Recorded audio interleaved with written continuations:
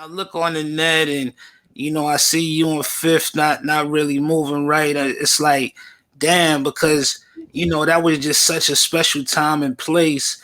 Thinking back to that, even before '03, even before Get Rich, like '02, and then everything that comes before there, man. And I listened to this record on the new project Ashtray, and because when I hear back on my Buck shit, and I know the type of chamber that you go into. It's a when you do these projects, it's a more intense Young Buck than what we hear. So when I was getting to the project, I was coming in with an open mind, but I was like, damn, it's gonna be like a lot of disses, or just gonna be, because y'all masters at that whole camp, that y'all masters at that. But when I listened to Ashtray, it wasn't like coming from a vengeful place. It was actually just coming from more of a reflective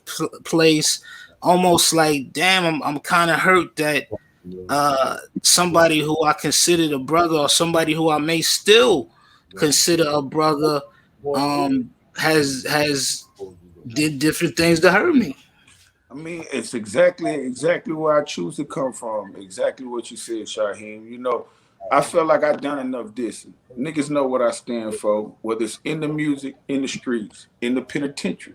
You dig what I'm saying? So for me, nobody wins, in a sense of what I've came to understand when I'm going at a nigga who did give me opportunity. The only thing I can see that can actually win is giving a nigga the facts from where I stand at. It's no more of Buck, playing the game of saying this and that about you. We can play that game all day long with each other. Like you say, we masters of it. Just like he's the master of doing a lot of diss records and a lot of extra shit. I'm the master in a lot of extra shit my goddamn self. But there's no win in it. What I rather do was, speak on the situation, because our situation was always based on business shit, no extra bullshit, and see what it does. If there's a common ground that can be found to stand on, I'm there for it. But I feel like G Unit was a real era for me, and it was something that I learned a lot from. And I'm at a place now where I'm more old, I'm more mature, I'm more wiser. Like you say, a lot of my records were emotional driven records, whether it was the shit that he was doing in regards of trying to fuck over my career or saying or whatever the case.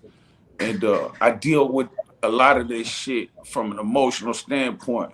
I just choose to take all that shit out. You dig what I'm saying? All of the emotional side of things, and get that shit from a real place. You know what I'm saying? Because I've tried to handle a lot of my shit in regards to G Unit or 50 the real way. Whether it was me stretching out trying to speak to him face to face, or on the phone, or through the lawyers. I went through all of that shit only for it to be pushed at me the way that y'all see it. You did. It's not like I was a nigga that just sit here, you know, uh,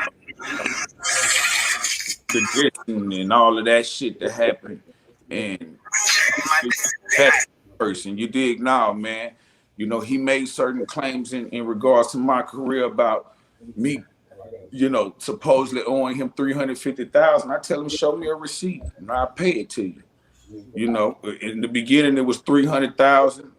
Once I think the means of him seeing that, hold on, homie, if that's the case, then if you can show me that, you understand, then we can work that out and get that out the way. But once I even went down that lane and trying to carry things out, Fifth he got his own way in doing shit. It went from you owe me 300,000 to me saying, okay, give me the receipts of it. It got to be some kind of real behind this money that you claim I owe. Just show it to me, because I don't recall a lot of this shit that you claiming or making claims for. Well, that led to him saying, I want 350,000, and you signed over your whole catalog of everything that you created. It also led to him sending cease and desist to YouTube, and got my YouTube pages and shit took down, shit to Apple Music, just basically trying to silence me. So for the longest, I haven't been able to actually give the world no music without 50 actually making a beeline to getting it took down or doing whatever he can to kind of keep me out the way. And that shit opened me up to realize that I'm not gonna feed him the dis energy or the negative energy at this point in my career. The only thing I can do is lay the facts there. And like I say, if it's a common ground that can be found to be stood on, then cool. But I'm so focused on moving forward from that shit. I really don't see us, pushing the way we once pushed at all. It's too many bridges been burnt, too much extra shit, and not enough realness been put into the situation. So I just kind of at a place now where I just wish him, do what you do, homie, and I'm gonna continue to do what I do, and like I say, that's just where it's at. I have no issues with Banks or Yayo or any of the other niggas that may be around G Unit, but G Unit is Young Buck Banks, you know what I'm saying? Tony Yayo and 50 Cent. All the other guys and shit that became a part of G Unit. Even Game didn't become a part of G Unit as a crew. He became a part of G Unit as to the label. He had his situations, I think, with 50. It was kind of a blessing for him because you had Dre in the middle. You understand what I'm saying? And he wasn't fully signed to G Unit. So some of the things I had to endure once we had misunderstandings, it just couldn't get done to him from a business standpoint. You dig what I'm saying? But for me, my whole career, in a sense, was brought to G Unit. I was signed directly to G Unit. G Unit was signed to Interscope.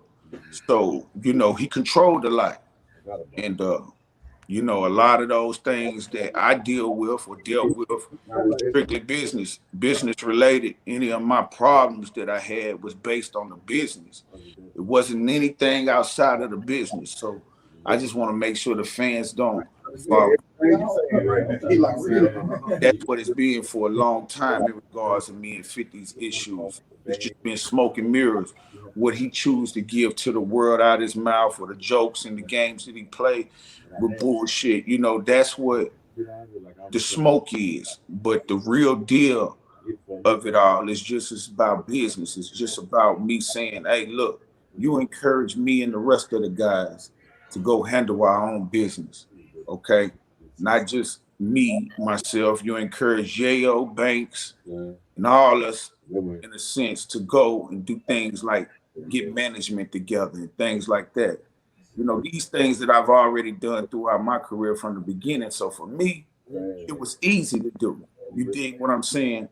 And even when I done that, it's still things that I still needed to get in place. So something as small as getting my publishing in place revealed a lot. I end up hiring an individual to go get my publishing in place, only to find out that, my 33 1/3% was going somewhere. Basically, something as small as a Sound Exchange had 3 years of checks that had just been sitting, 6 figures, since 2015. And this is around 2018, 2019. And they like, hey, we've been looking for you, man. Why'd you stop cashing your checks? And I'm like, what are y'all talking about?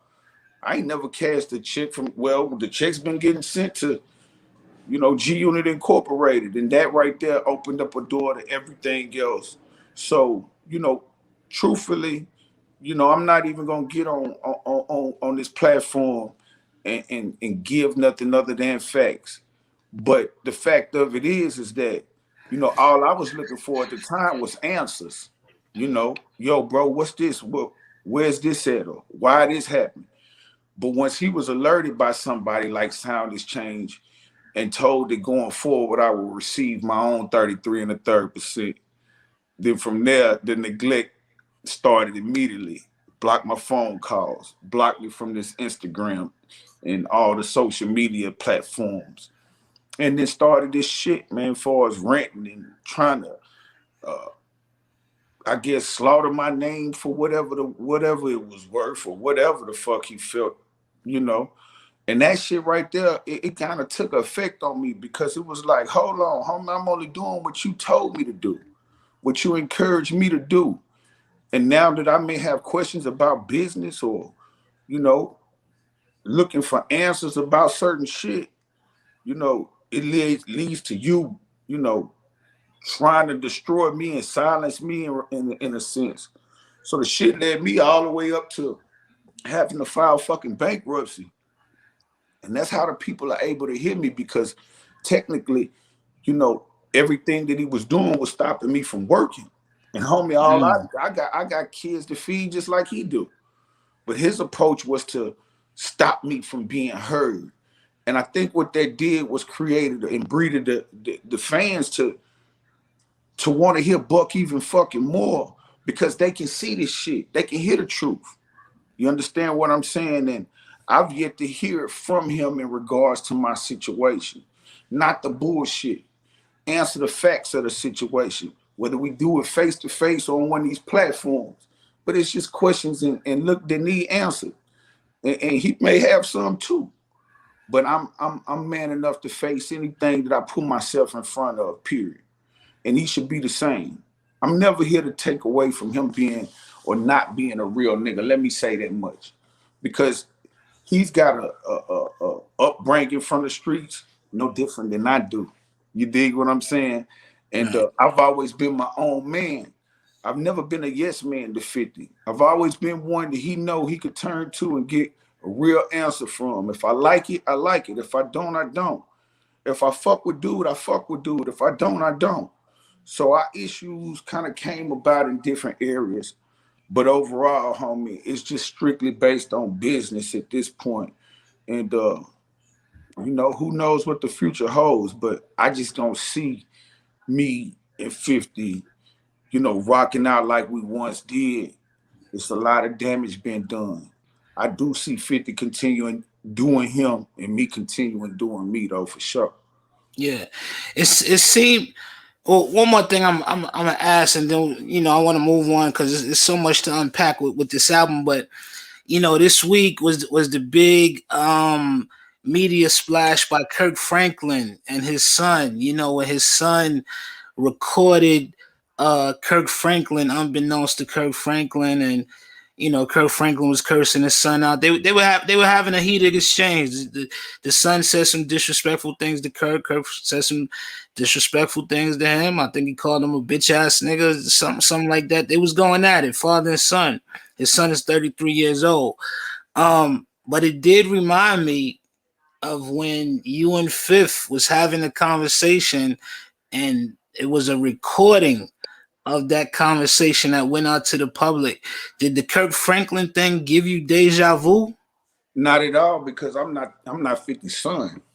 You dig? Okay. I'm just saying. I don't mean that you his son. But you know where I'm coming from. I'm saying it's a private conversation that was recorded. That part of it, of course, and that wasn't no. You know, just I get exactly where you're coming from. Right. When I spoke in regards to that phone call that he recorded years ago, it was me being truthfully about every fucking word you hear, every tear that probably sounded like, or the cracking in my voice.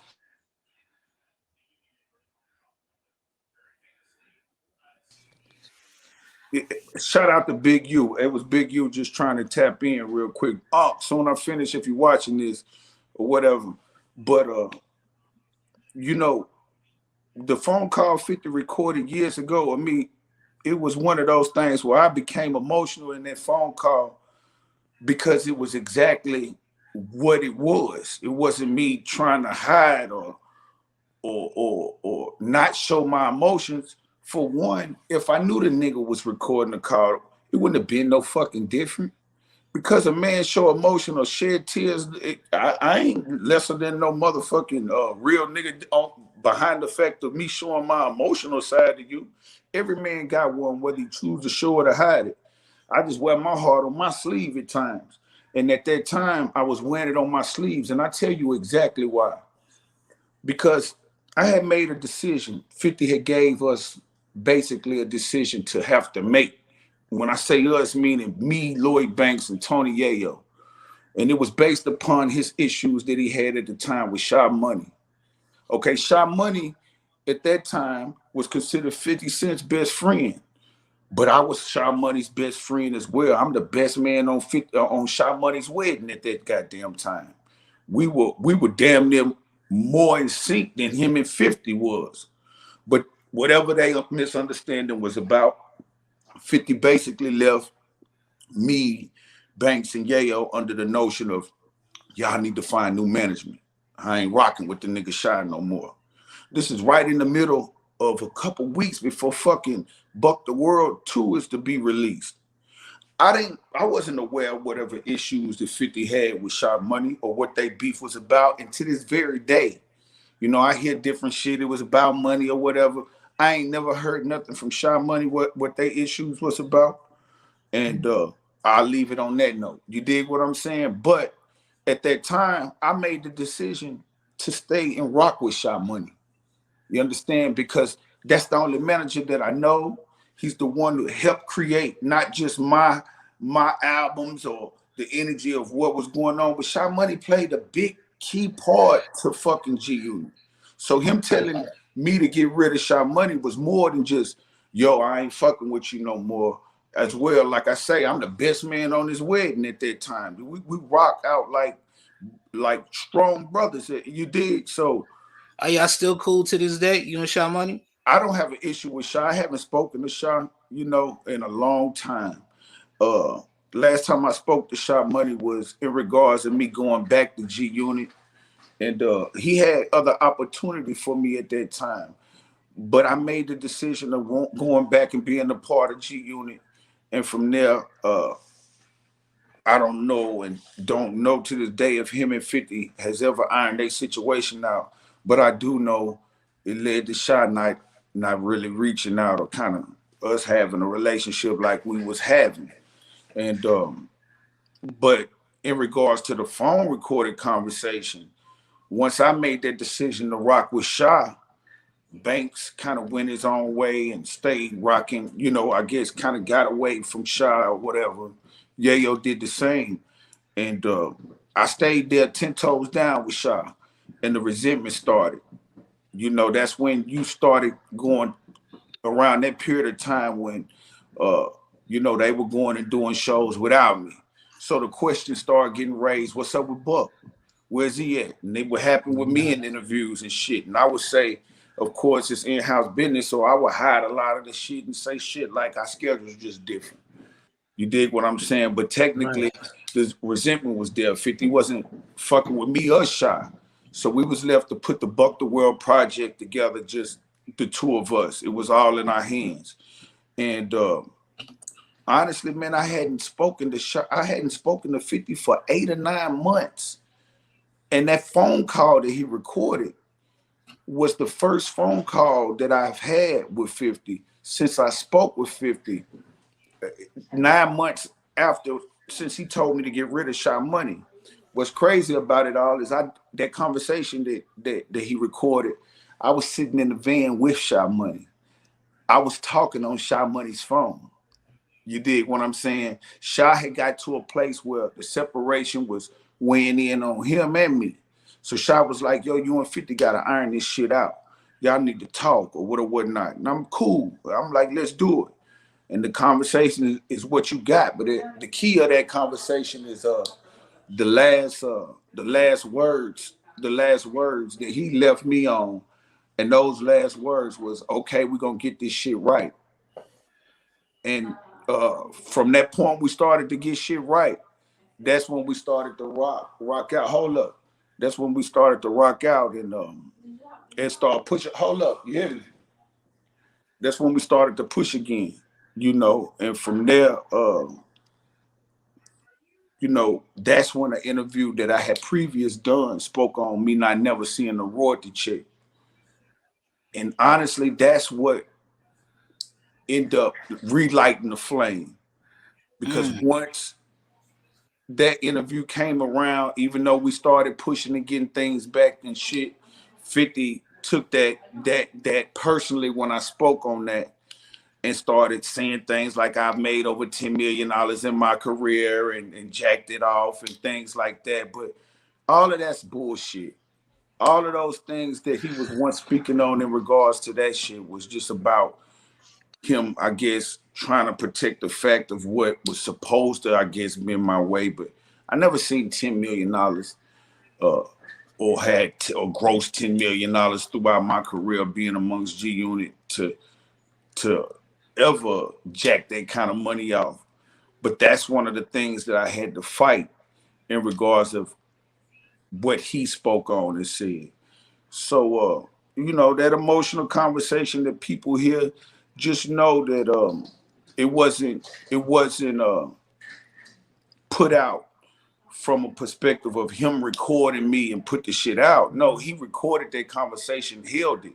And once we had issues, then from something that I had recorded and did way years earlier, he came right back and put that out in a way of trying to discredit me by, I guess, showing my emotional side. But, you know, even that shit I feel like backfired in his face. It was one of them things like, you know, you wrong for recording your homeboy. It was more like a police tactic type of thing that a lot of people looked at it. You definitely came off with as the sympathetic person. I remember that people was like, "Damn, we feel bad for Buck, man. That's happening, man." Well, you know, as one of the major, not just a guy who covered G Unit, but just a guy, just a fan of all of the music, all of the volumes.